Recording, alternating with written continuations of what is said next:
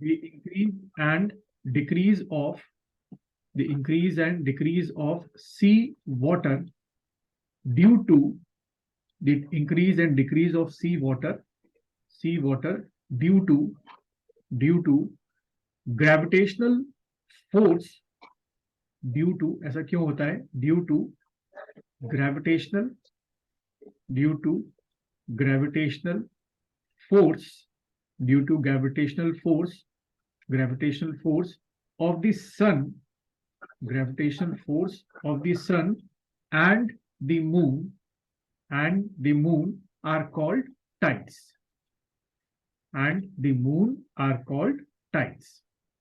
ठीक है? लेकिन मेनली इसमें जो इफेक्ट होता है टाइड्स में आने का, ज्यादातर आपका किसका रहता है? मून का रहता है.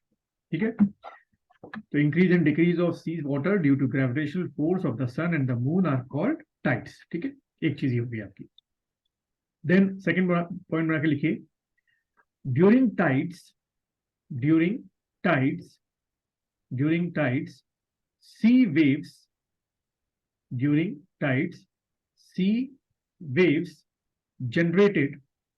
sea waves generated in the ocean. During tides, sea waves generated in the ocean. ठीक है, जिनको कई बुक्स में हम लोग क्या बोलते हैं? टाइडल वेव्स भी बोलते हैं, पर वो लिखो नहीं, आपको समझ में आ जाएगा कि during tides sea waves generated in the ocean. ठीक, देन लिखो नेक्स्ट पॉइंट करके, the difference between high tide and low tide, is called, इसको कहते क्या है? क्या पूछ लेते हैं? is called tidal range. The difference between high tide and low tide is called tidal range. ठीक है, चलो अब आगे बढ़ने से पहले थोड़ी सी चीजें समझ लेते हैं. जैसे कि आपको दोनों को डायग्राम दिख रहा होगा मेरे ख्याल से. डायग्राम क्लियर है दोनों को? यस. ठीक, एक मिनट. ठीक है, आयुषी डायग्राम क्लियर है ना स्क्रीन पे? Yes sir. ठीक, अब देखो इस डायग्राम को समझते हैं. पहले सबसे पहले हम लोग को समझना है क्या, जो एक बेसिक चीज है कि आपका जो मून है वो अर्थ के चारों ओर क्लॉकवाइज घूम रहा है कि एंटी क्लॉकवाइज घूम रहा है. तो यहाँ पे एरो से क्या पता चल रहा है? ये जो दो एरो आपके बने हुए हैं, इससे क्या पता चल रहा है कि जो मून है वो अर्थ के चारों ओर आपका क्या घूम रहा है? Anti clockwise. First thing clear है? ठीक है, तो ये एक रटाफिकेशन मान लेना है कि भाई मून का जो मूवमेंट है अर्थ के चारों ओर एंटी क्लॉकवाइज होता है, पहली चीज. दूसरा, ये जो मान के चलो ये आपकी मून की फर्स्ट पोजीशन है, ये आपकी मून की सेकंड पोजीशन है, ये हम मून की थर्ड पोजीशन ले लेते हैं, और ये मून की हम फोर्थ पोजीशन ले लेते हैं. ठीक है, तो जैसे आज मान लेते हैं हम लोग 1 मार्च है. ठीक है, टुडे इज व्हाट? आपकी 1 मार्च. ठीक है, तो ये जो मून अर्थ के चारों ओर आपका जो रिवोल्यूशन लेता है, यानी कि यहां से स्टार्ट करेगा 1 मार्च को, और पूरा आपका सेकंड पोजीशन पे आके, फिर थर्ड पोजीशन पे आके, फिर फोर्थ पोजीशन पे आके, और कहाँ पहुंचेगा? वापस अपनी फर्स्ट पोजीशन पे. तो एनी आइडिया कि ये जो आपका पूरा जो ये आपका रेवोल्यूशन होता है अराउंड द अर्थ, ये कितने घंटों का या कितने दिनों का या कितने महीनों का होता है? मतलब ये आपके आवर्स में होता है या डेज में होता है या मंथ में होता है? Any idea? Sir month. कितने मंथ में? 12 months. 12 मंथ में होता है. यानी कि मून जो फर्स्ट पोजीशन था यहाँ से शुरू करेगा, सेकेंड, थर्ड, फोर्थ, और 12 मंथ्स के बाद वापस फर्स्ट पोजीशन पे आएगा. अच्छा, ये कहना है आयुषी का. ठीक है, चलो क्या कहते हैं, क्या कहते हैं अरुण? जी सर. हाँ, एक महीना. 1 महीना. ठीक है, अब एक पॉइंट लिखो पहले दोनों लोग.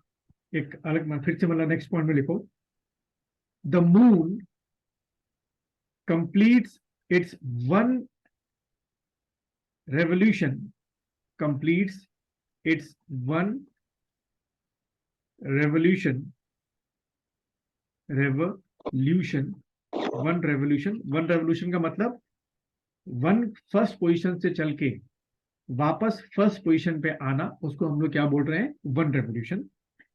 ठीक है, मैं फिर से रिपीट कर रहा हूं, the moon completes it's one revolution around the earth, around the earth, around the earth in, around the earth in 27 days, 7 hours, 27 days, 7 hours, 43 minutes, 43 minutes and 17.5 seconds. ठीक है, 27 days, 7 hours, 43 minutes and 17 seconds, and 17 seconds. यानी कि books में कुछ इस तरीके से ना लिख के कैसे लिखा हुआ है, 27.5। याद रहेगा, अगर एग्जाम में ये इतनी बड़ी फिगर नहीं लिखी होगी तो वो ऐसे क्वेश्चन पूछेंगे आपसे एमसीक्यू में कि the moon complete is one revolution in how many days, तो नीचे आपके ऑप्शन होंगे 26.5, 27.5, 28.5, 29.5, तो क्या टिक करके आओगे, 27.5। आयुषी अब समझ में आया, यहाँ फर्स्ट पोजीशन पे वापस कब पहुंचेगा, 27.5 या राउंड फिगर में बोलूंगा मैं 27 डेज में। ये कॉन्सेप्ट क्लियर हो गया दोनों का, पहली चीज, मतलब दूसरी चीज। Yes. ठीक है, अच्छा Yes. अब एक और इंटरेस्टिंग फैक्ट, पहले मैं डायग्राम खोल दूं वाला। हाँ देखो, अगर आपको डायग्राम दिख रहा है, थोड़ा सा डायग्राम उल्टा हो गया लेकिन कोई बात नहीं, ये क्या लिखा हुआ है बॉक्स में, Sunlight. सनलाइट। Sunlight. तो यानी कि यहां पर क्या है, हमारा सन है। ठीक है, फर्स्ट थिंग, तो ये मून की फर्स्ट पोजीशन होती है। ठीक है, यानी कि ये मून आप देख रहे होगे, इस मून के इस हाफ पार्ट में सन की रेस पड़ रही है और इस हाफ पार्ट में क्या है आपका, नाइट, मतलब बिल्कुल सन की रेस नहीं पड़ रही है। ठीक है, इस पोजीशन को हम लोग क्या बोलते हैं, मून की न्यू मून। क्लियर है दोनों को, इसको हम लोग क्या बोलेंगे, न्यू मून। ठीक है आयुषी, अरुण, क्लियर है? Yes. ठीक, अब मुझे ये बताओ, क्या हम अर्थ के लोग न्यू मून को देख सकते हैं? No, sir. नहीं देख सकते, क्यों, क्या वजह है? तो उस टाइम अमावस्या को बोलते हैं ना न्यू मून, हाँ और जो हाँ सनलाइट पड़ रही है वो वाली साइड हमें विजिबल नहीं है, हाँ, हमें देखो साइड क्यों नहीं है, अब फिर से बड़े आराम से समझना इसको। ये मून को हम मान के चलते हैं, ये है आज 1 मार्च, वैसे आज न्यू मून नहीं है लेकिन मान के चलो 1 मार्च है और इस दिन न्यू मून है, और ये भाई हमने अपनी अर्थ को एक इमेजिनरी लाइन में डिवाइड किया, हमको पता है कि सन आपका इधर है, तो ये वाली साइड आपकी ए है, ये वाली साइड आपकी बी है, तो इस समय डे कहाँ पे और नाइट कहाँ पर है, ए और बी में, अर्थ पे? A B. पे day है. एक एक करके, अरुण क्या बोल रहे हो? A पे day है सर. हाँ, ए पे क्या है आपका, डे है, ठीक है, और बी साइड पे क्या है आपका, नाइट है। ठीक, बी साइड पे आपका क्या हो गया, नाइट। तो मान के चलो ये नाइट, अभी हम लोग इंडिया में है, तो हम लोग इधर आपका क्या हो गया, एशिया हो गया। ठीक है, और अभी कुछ ही घंटों बाद, यानी कि कह सकते हो कि लगभग लगभग 10 घंटे के बाद जो है आपका, ये घूम के हम लोग किधर, दिन की तरफ आ जाएंगे। ठीक है, क्योंकि हमारे पता है ना 12 घंटे का रात हो गया, एवरेज जो है 12 घंटे का रात, 12 घंटे का दिन हो गया आपका। ठीक, अच्छा, उसके बाद ये आपका 1 मार्च हो गया। ठीक है, ये पहली पोजीशन। अब बड़े ध्यान से समझना, ये ये मून की फर्स्ट पोजीशन है, ये मून की सेकंड पोजीशन है, और इस दिन मान के चलो आपका क्या है, 5 मार्च। ठीक है, इस दिन आपको मून कैसा दिखाई देगा? कुछ इस तरीके से। समझ में आ रहा है आयुषी? Yes sir. ठीक है अरुण, इमेजिन कर पा रहे हो? भाई मून जो यस है वो अर्थ के चारों ओर पूरे ऐसे घूम रहा है एक एक करके। ठीक है, कोई भाई मून को वापस इस फर्स्ट पोजीशन पे कब पहुंचना है? 27.5 डेज बाद पहुंचना है। ठीक है, अब ये आपको आधा क्यों दिखाई दे रहा है इस वाली पोजीशन पे, सेकंड यानी कि 5 मार्च को? क्योंकि उसके हाफ या क्रीसेंट वाले पार्ट पे ही क्या पड़ रही है? इधर से सनलाइट पड़ रही है। ठीक है, और ध्यान रखना हम लोग घूम के इधर डे के टाइम पे आएंगे तो हमको ये हाफ नहीं दिखाई देगा, हम जब इधर की तरफ होंगे तब हमको ये हाफ दिखाई देगा, रात की तरफ।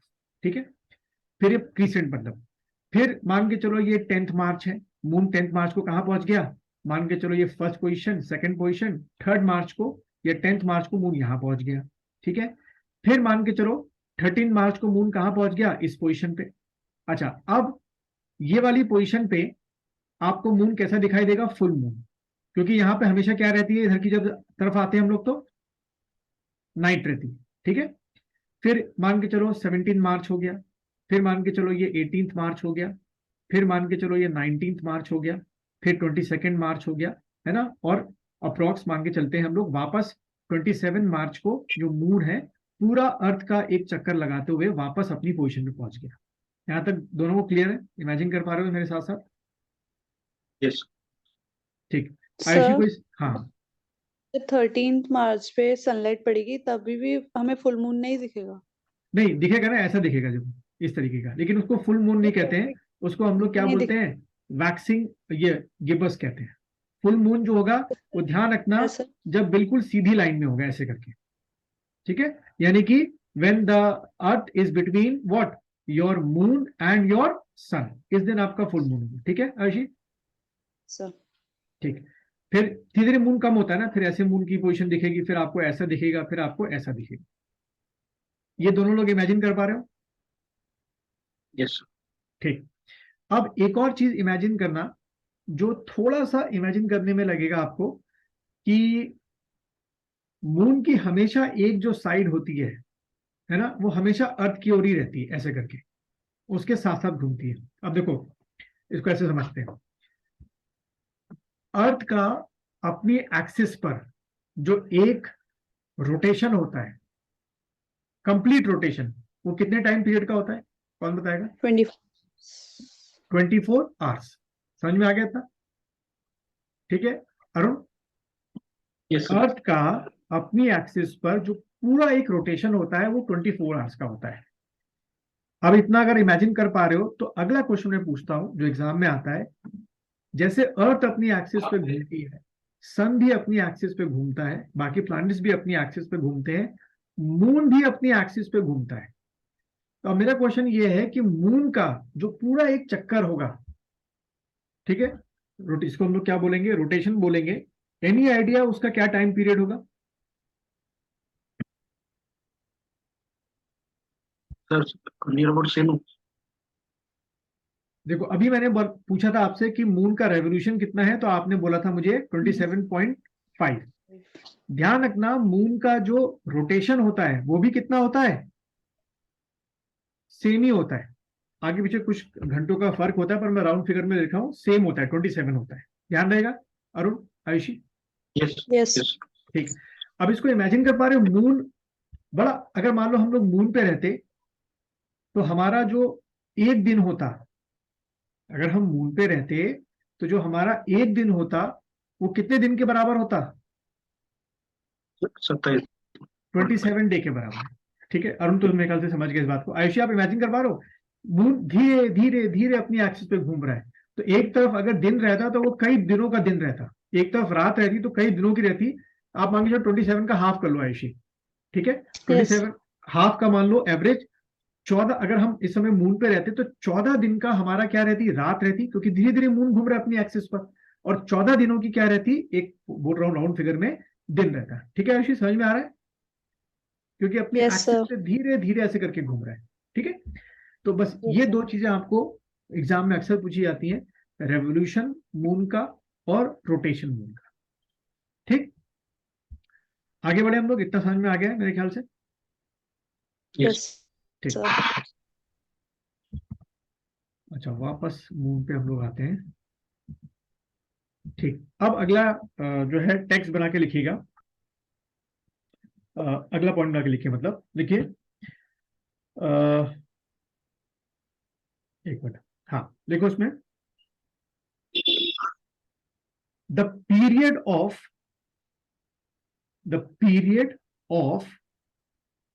longest distance, the period of longest distance, sorry, longest distance between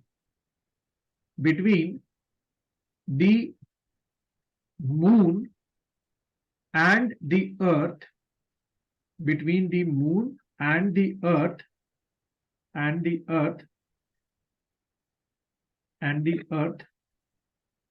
is called apogee, apogee, apogee, apogee, which is 407,000 kilometre. ठीक है, कितना होगा ये अरुण? 407, 4,07,000 किलो। ठीक है, इसके लिए पहले मैं एक डायग्राम दिखा देता हूं आपको कि और अच्छी तरीके से समझ में आएगा। नहीं आपको कोई बात नहीं, ये डायग्राम मैं खुद ही बना देता हूं आप लोग को। एक मिनट, आप कुछ इस तरीके से मान के चलो कि ये हमारी अर्थ हो गई और कुछ इस तरीके का आपका एक डायग्राम बनेगा। यानी कि ये मून की एक आपकी फर्स्ट पोजीशन होगी जब मून अर्थ से सबसे दूर है, जिसको मैंने लिखाया, क्या बोलते हैं इसको?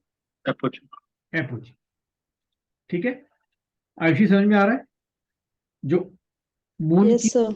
अर्थ के चारों ओर जो ऑर्बिट है वो कुछ इस तरीके, बिल्कुल सर्किल नहीं है, मतलब कि हमेशा जो है बराबर डिस्टेंस नहीं रहता है। ठीक है, एक वो पोजीशन sir. जब मून अर्थ से सबसे दूर होती है उसको हम लोग क्या बोलते हैं? एपोजी बोलते हैं। और उसका हमने डिस्टेंस निकाला कितना? 407,000 किलोमीटर। अगला पॉइंट में लिखो, the period of nearest distance between the moon and the earth, the period of nearest distance, ये वाली पोजीशन जो है between the moon and the earth is called perigee, which is, ये कितनी होती है? 3,56,000 किलोमीटर। ठीक है, 3,56,000 किलोमीटर। हाँ बोलो आयुषी। इस डिस्टेंस का अर्थ पे भी कुछ इफेक्ट पड़ता है? हाँ अभी मून उसी पे और उसी तो आएंगे हम लोग, अभी धीरे धीरे उसी पे आएंगे हम लोग। ठीक है, 3,56,000 किलोमीटर। अरुण क्लियर है एपोजी और पेरिजी? Yes sir, yes. तो आपके यूपीएससी के एमसीक्यू में अक्सर ये वाला कॉन्सेप्ट पूछ लिया जाता है कि पेरिजी क्या होता है, नीचे होगा 4 ऑप्शंस में, और एपोजी क्या होता है, नीचे ऑप्शन में 4 होंगे। या फिर उनकी डिस्टेंस जो है वो आपसे पूछ ली जाती है, या फिर ये पूछा जाता है कि मून का रोटेशन क्या होता है, मून कितने डेज का होता है, मून का रेवोल्यूशन कितने डेज का होता है। ठीक है, ये चीज है। अब हम लोग आगे बढ़ते हैं। तो पेरिजी एपोजी भी आप लोग को समझ में आ गया होगा। अच्छा, अब अगली चीज जो है, अगला है आपका ये वाली पोजीशन जो अक्सर एग्जाम में पूछी जाती है। एक मिनट, कहाँ गया हमारा? ठीक, अगर डायग्राम आपको दिख रहा होगा तो अच्छी बात है। दोनों को डायग्राम दिख रहा है, पढ़ने में आ रहा है? क्या लिखा हुआ है?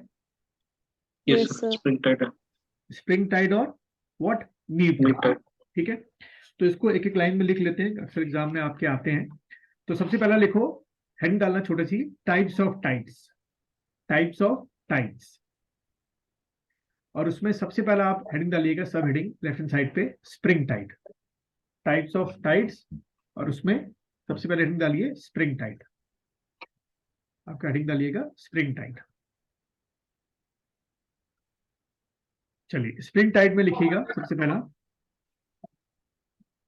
It is a very high tide, it is a very high tide and it is caused when, it is a very high tide and it is caused when the sun, the moon and the earth, the sun, the moon and the earth are almost in the same line, are almost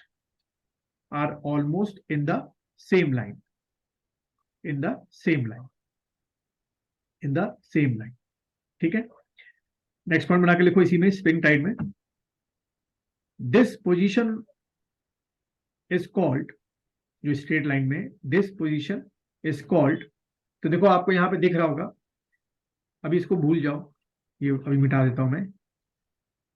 ये वाली position मैंने बताई थी, ये कब होती है आपकी, जब क्या होता है आपका न्यू मून होता है। तो एक तो ये स्ट्रेट लाइन में हो गई, सन, मून, सर फुल और मून सेम होता है ना?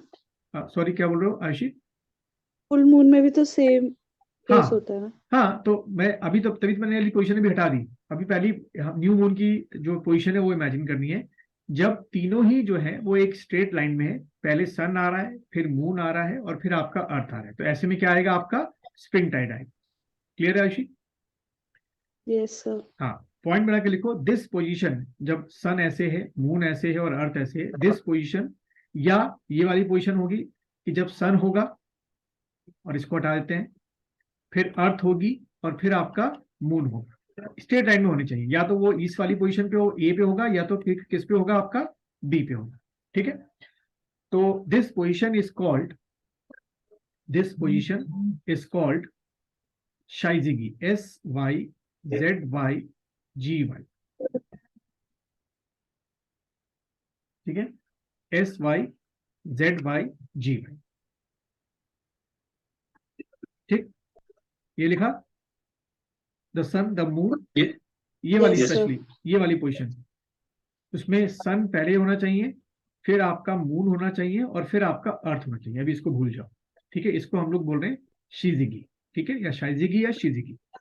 फिर अगला पॉइंट बना के लिखना, when the position of earth, अगला पॉइंट बना के लिखो, when the position of earth is between the sun and the moon, is between, यानी कि ये हटा देते हैं मून यहां से, when the position of the earth is between the sun and the moon, जैसे कि इसमें दिख रहा है, यहां पर आपका सन हो गया, यहां हमारा अर्थ हो गया, और ये मून हो गया, is between sun and the moon, is between sun and the moon, this is called, यानी कि इस पोजीशन को क्या बोलेंगे जब अर्थ बीच में है, दिस इज कॉल्ड ऑपोजिशन, ऐसे करें, ओपोजिशन, OPPOSITIO,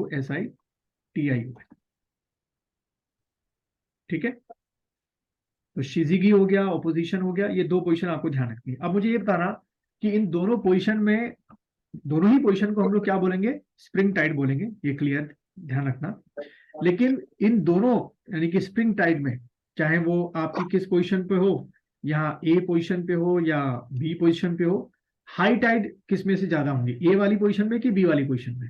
दोनों में ही स्प्रिंग टाइड आएंगे, लेकिन ज्यादा तगड़े वाले हाई टाइड किस में आएंगे? ए में।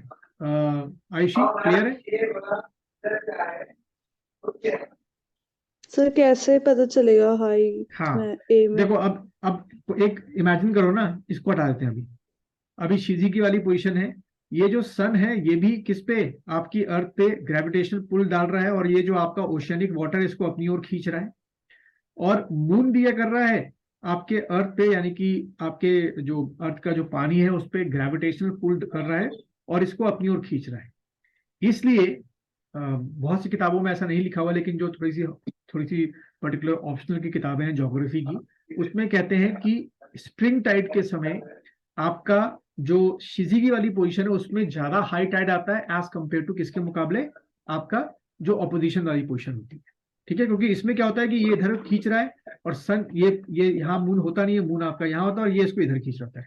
टाइड्स आएंगे, नो डाउट स्प्रिंग टाइड होंगे, हाई टाइड होंगे, बट एज कंपेयर टू शिजिगी के मुकाबले थोड़े टाइड्स क्या होंगे इसके, लो होंगे, बहुत माइन्यूट सा फर्क होता है। क्लियर है बट दोनों? जो सेकंड उसमें तो दोनों अलग अलग जगह आएगी ना टाइट्स? हाँ, दोनों अलग अलग जगह आएंगे, यहाँ पर भी टाइड्स आ रहा होगा, जैसे ये हटा देते हैं, मून को सेकंड पोजीशन पे रखते हैं, तो इधर भी टाइड्स आएंगे और इधर भी टाइड्स आएंगे, बिल्कुल सही। और इस वाली पोजीशन पे क्या होगा, इधर की तरफ जो होंगे ज्यादा ज्यादा हाई टाइड्स होंगे, टाइड्स यहाँ पर भी आएंगे पर इधर इधर ज्यादा होंगे। जिधर की ओर क्या होगा आपका डे, और इधर की ओर क्या होगा नाइट। ठीक है, यस सर। ठीक। अरुण क्लियर है यहाँ तक? Yes sir. ठीक, तो ये आपको ध्यान रखना है। और ध्यान रखना इसीलिए जब आपका न्यू मून होता है, जिसको हम लोग अपनी लोकल लैंग्वेज में अरुण आप क्या बोलते हैं, अमावस्या की रात बोलते हैं? जी जी हाँ, यस सर, यस है ना, अमावस्या होता है। अमावस्या की रात Yes, बोलते हैं। तो कहते हैं ना लोग अमावस्या की रात में पागल हो जाते हैं, भूत प्रेत जादू टोना बहुत बोलते हैं उस समय होता है। तो उसके पीछे साइंटिफिक फैक्ट है कि उस दिन कई लोग कई ह्यूमंस या कई लोग जो होते हैं बड़ी अजीबोगरीब हरकत करते हैं। जो सब नहीं करते, कुछ लोग करते हैं। उसके पीछे क्या है, हमारी ह्यूमन बॉडी जो है वो किसकी बनी हुई है, 70% या more than 70% fluid, water, water, या जिसको आप लोग क्या बोलते हैं लिक्विड की बनी हुई, जिसमें हमारे सेल्स के अंदर लिक्विड होते हैं, साइटोप्लाज्म की फॉर्म में, प्लाज्मा की फॉर्म में, ब्लड में होता है, बहुत सारे लिक्विड हमारे अंदर। ठीक है, तो आप सोचो जब न्यू मून होता है या अमावस्या की रात होती है, सन भी आपके ऊपर ग्रेविटेशनल फोर्स डाल रहा है, आपकी अर्थ पे मून भी डाल रहा है। तो जब ओशन हिल जा रहा है तो आपके जो केमिकल्स हैं बॉडी के अंदर या जो आपका लिक्विड है वो नहीं हिलेगा। तो कई लोगों को क्या होती है इसमें, वो अजीबोगरीब हरकत करते हैं। उसके पीछे साइंटिफिक फैक्ट है, ना कि मैं ऑर्थोडॉक्स या उसकी तरफ जाऊंगा। ठीक है सर आयुषी बट सर? ये ग्रेविटेशनल पुल है, ये तो सबके लिए इक्वली होगा ना, तो फिर तो सबको करनी चाहिए जी मेरे को। सबको करना चाहिए ना, बट सब में जो बिहेवियर होता है सब में अलग अलग होता है। ठीक है, होता सब में अफेक्ट है, ये ध्यान रखना। ये साइंटिफिक फैक्ट है, नॉट नॉट ऑर्थोडॉक्स फॉर। सब पे जिस दिन न्यू मून होता है उस दिन सब पे कुछ ना कुछ केमिकल, उनका जो फिजियोलॉजी होती है उस पर इफेक्ट तो पड़ता ही पड़ता है मून। ठीक है, अच्छा। Yes sir. अब मुझे यहाँ से एक क्वेश्चन बताओ, जो अक्सर यूपीएससी में ऐसे नोटोरियस क्वेश्चन पूछते हैं। अगर मैं मून को यहाँ से हटा दूं, ठीक है, तो क्या हमारी अर्थ पे इससे कोई फर्क पड़ेगा? yes sir, क्या, पहला रूल बताना। सर जो टाइट्स वगैरह वो भी इनके मेजर ठीक है, इफेक्ट चलो करता है। सबसे पहला तो वही पड़ेगा जो हम पढ़ ही रहे हैं टॉपिक, कि भाई हमारी अर्थ पे टाइड्स नहीं आएंगे। ठीक है, तो Yes, अच्छा है ना, टाइड्स नहीं आएंगे। कई ऐसी जगह होती है टाइड्स आने के कारण जहां पानी चला आता है, सेलाइन वाटर भर जाता है। नेगेटिव इम्पैक्ट क्या पड़ेगा, एनी आइडिया? सर देखो, ये आपको नॉर्मल जो मैंने किताबें उसमें देखा नहीं है, ना तो एनसीईआरटी में है ना किसी और में लिखा हुआ था। रात को अंधेरा ही रहेगा फिर। हाँ, आयुषी क्या बोल रहा है? रात को फिर अंधेरा ही रहेगा अगर मून नहीं होगा तो मून से उजाला हो जाता है रात को अभी? तो। थोड़ा तो होता है। नहीं नहीं, ठीक है चलो, मान लिया कि एक तरीके का जो जिस दिन आपका फुल मून होता है उस दिन चांदनी रात होती है, उजाला मान सकते हैं। लेकिन हमारे किसी काम का नहीं उजाला हुआ। देखो, जो एनसीईआरटी है उसमें तो नहीं लिखा था, इसलिए मैं इसको क्लेम भी नहीं कर रहा हूँ। पर कई साइंटिफिक मैगजीन जो आपकी आती है, पब्लिश होती है, रिसर्च पेपर, उसमें ये लिखा हुआ था कि जो अर्थ अपनी एक्सिस पर टिल्ट है, जो एंगल पे टिल्ट है, वो मून के कारण है। और अगर ऐसा हुआ कि मून को अगर आप हटा दें तो जो अर्थ है अपनी एक्सिस पे टिल्ट है वो बिल्कुल सीधी हो जाएगी। जिससे क्या होगा, सन का बिल्कुल परपेंडिकुलर जो वो है, सन की जो रेज है, और वो बिल्कुल परपेंडिकुलर पड़नी शुरू होगी। जिससे जो क्लाइमेट, जो मौसम आप देखते हैं, चार अलग अलग मौसम देखते हैं, और या नॉर्थ और साउथ हेमिस्फीयर में देखते हैं कि एक तरफ गर्मी पड़ रही है एक तरफ जाड़े पड़ रहे हैं, वो सब होना बंद हो जाएगा। खैर, फिर उसमें हमारी जो लाइफ भी है वो एग्जिस्ट नहीं कर पाएगी यहाँ पर। ठीक है, बट अगर कभी ऐसा क्वेश्चन आ जाए तो ये ध्यान रखना कि क्वेश्चन किस तरीके से आ सकता है, कि अगर मून को बीच से हटा हटा दें तो ऑप्शन में ये आपको ऑप्शन दे रखा होगा कि जो हमारे यहाँ वो होते हैं, वेदर चेंजेस होते हैं, जैसे ऑटम आ रहा है, स्प्रिंग आ रहा है, ये सब चीजें बंद हो जाएंगी। अगर मान लो इनकेस ऐसा कोई हाइपोथेटिकल क्वेश्चन आया। क्योंकि एक बार मैं देख रहा था सीडीएस के पेपर में क्वेश्चन आया था कि हम सबको पता है, जैसे ये है कहाँ, ये वाला डायग्राम, एक मिनट, हमारा डायग्राम वो, ये वाला डायग्राम, कि अगर मैं एक हाइपोथेटिकल, ये यूपी सीडीएस में आ चुका है इसलिए बोल रहा हूं मैं, ये हमारे सन को अगर मैं हटा दूं, रिमूव कर दूं, तो ये जो प्लैनेट्स हैं इनका क्या होगा? ये से घूमते आपस रहें, ये घूमते रहेंगे या आपस में कोलाइड कर जाएंगे, कोलाइड आपस कर में जाए। कोलाइड करेंगे। या एक स्ट्रेट लाइन में निकल जाएंगे? कोलाइड करेंगे। हाँ, आपस में क्या हो जाएंगे, कोलाइड करेंगे। कुछ हो सकते हैं कि एक स्ट्रेट लाइन में निकल जाए। ठीक है, तो ऐसे भी ये हाइपोथेटिकल क्वेश्चन पूछना शुरू कर दिया है। अगर आपने आज का द हिंदू पढ़ा हो, आज को कि ज्यादा कंटेंट था नहीं इसलिए मैंने रखा नहीं, मैंने कल करेंगे हम लोग। लेकिन एक मैं खबर पढ़ रहा था कि अगर आयुषी को याद हो तो मैंने बताया था ना कि हमारे अर्थ में सबसे अंदर क्या है, कोर है, उसके ऊपर क्या है, शायद अरुण ने पढ़ा हो, आउटर कोर, मेंटल, और सबसे ऊपर क्या है, क्रस्ट है। क्रस्ट। आज के अखबार में आ रखा है कि एक चौथी लेयर, एक फोर्थ लेयर को भी सर्च किया गया है। ठीक है, तो आने वाले 2-3 साल के अंदर हो सकता है एनसीईआरटी में बदलाव कर दें और भाई हम फोर्थ लेयर भी पढ़ना शुरू कर दें, पर अभी के अकॉर्डिंग कोर, मेंटल, क्रस्ट। और मैंने आपको उस दिन भी बताया था, आयुषु को याद होगा, कि हमारे अर्थ की जो रेडियस है उस तक तो हम कभी पहुंच ही नहीं सकते, लगभग 371 कुछ करके 31 करके किलोमीटर के करीब है, सॉरी 731 करके। तो इतना तो कभी हम गहराई में पहुंच ही नहीं सकते, तो हमें पता ही अंदर की जो लेयरिंग है किस तरीके की। चलो खैर वापस आते हैं अपने पॉइंट पे। तो ये हमारा हो गया स्प्रिंग टाइड, दो आपको अब समझ में आओगे। अब अगले हेडिंग डाल दो, नीप टाइड। नेक्स्ट हेडिंग डालिएगा please, neap tide, neap tide. तो इसमें लिखिए, when the sun, the earth and the moon, when the sun, when the sun, the earth and the moon are in a position, are in a position of a right angle, of a right angle।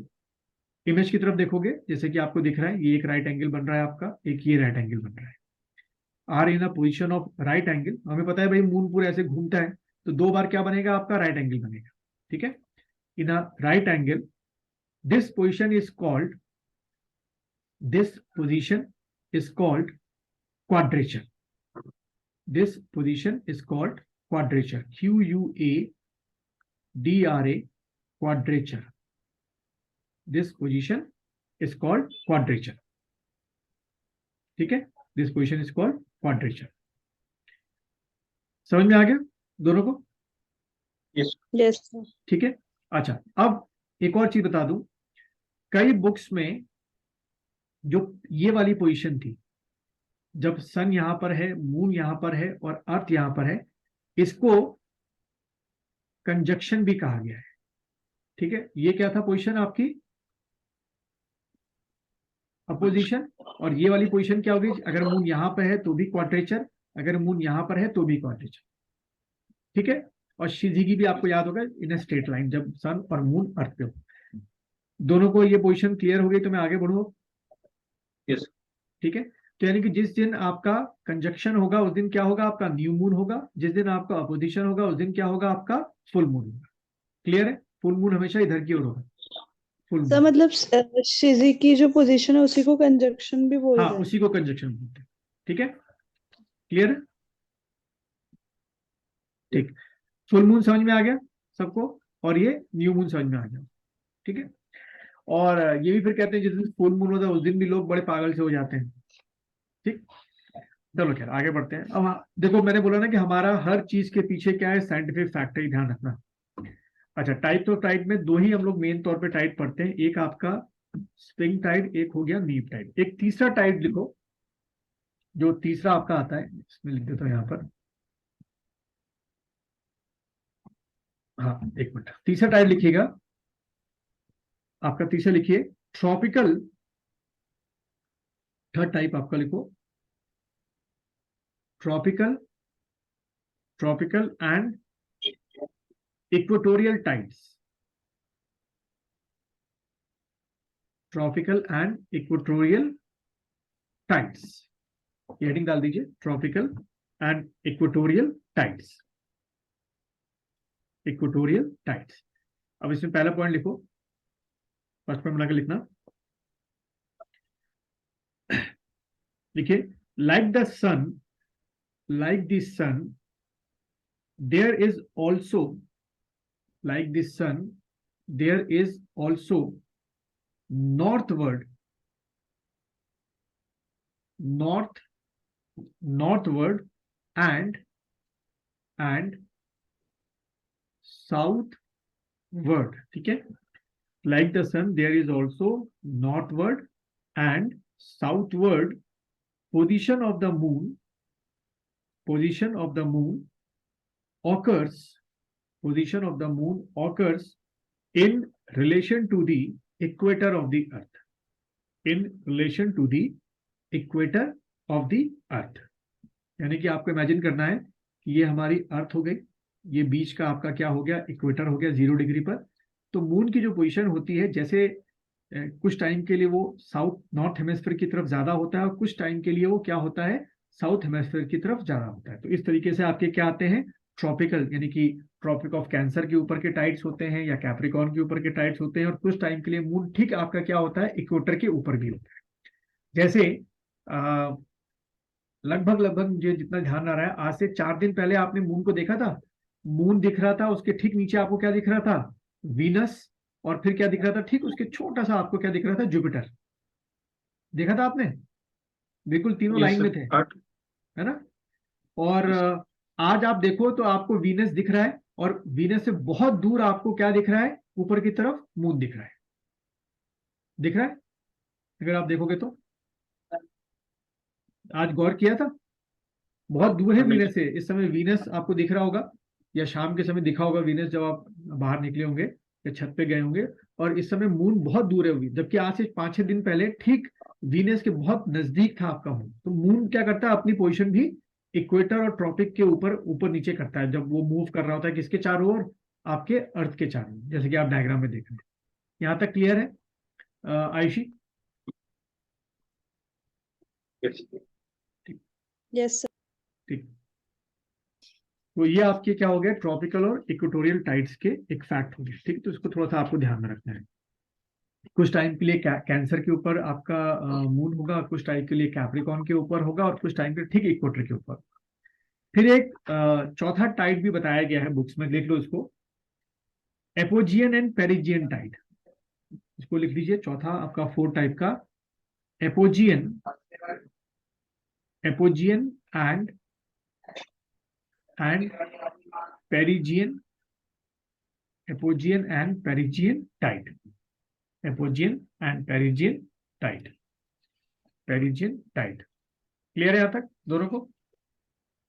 ठीक है, बस ये 2-3 चीजें थी जो हमको discuss करनी थी। चलो हम लोग 5 मिनट का ब्रेक लेते हैं, फिर हम लोग ओशन करने शुरू करेंगे, सेकंड चैप्टर। ये भी बड़ा इंटरेस्टिंग चैप्टर है, ठीक है।